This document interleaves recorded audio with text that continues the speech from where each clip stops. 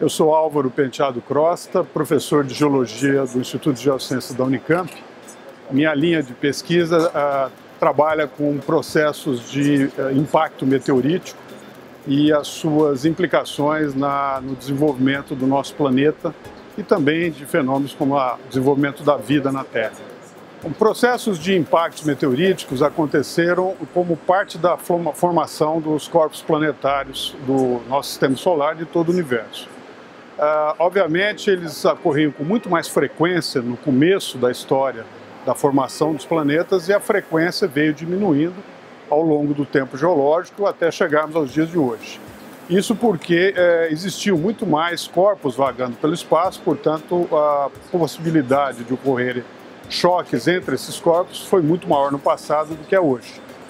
O nosso interesse é justamente estudar o que aconteceu no passado em que não existe um registro na forma de crateras de impacto meteorítico.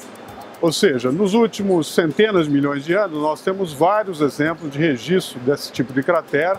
Existem pouco menos de 200 crateras desse tipo conhecidas no mundo, mas a maioria, grande maioria delas, tem uma idade menor do que 500 milhões de anos.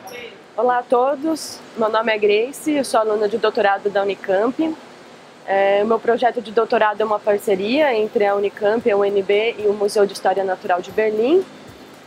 E o nosso desafio é tentar reconstruir um pouco do que seriam os impactos de meteorito no início da história do planeta Terra, né? Hoje, na superfície da Terra, a gente tem reconhecida como estruturas mais antigas, com 2 bilhões de anos. Mais antigas que essa idade, a gente não conseguiu até agora encontrar nada na superfície terrestre. Na Terra, dado o clima, soterramento, oceanos, é muito difícil a gente conseguir reconstruir essa história dos impactos antigos. E como esse tipo de fenômeno foi muito mais frequente no passado, como estudá-los?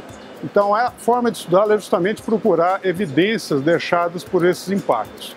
E uma delas são essas camadas formadas por microesférulas de material que foi fundido pela temperatura e pela pressão decorrente do impacto.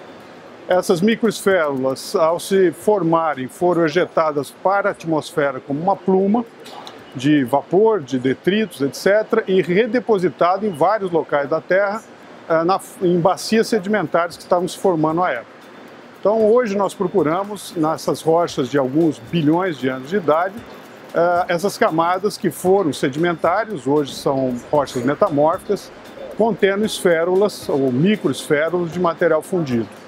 O nosso estudo, então, desses eventos do passado tem a ver com a procura dessas microesférulas, com a sua caracterização geoquímica, porque elas contêm material meteorítico e a assinatura geoquímica delas revela esse conteúdo em material meteorítico através de alguns elementos químicos que são raros na crosta da Terra, mas são comuns em meteoritos. E a ideia é que esses layers, essas camadas, possam nos trazer tanto uma ideia da frequência, como da geoquímica desses corpos impactantes e como isso se deu, né? E nós utilizamos as linhas de luz do LNLS justamente nessa caracterização química desses metais presentes nas microesférulas.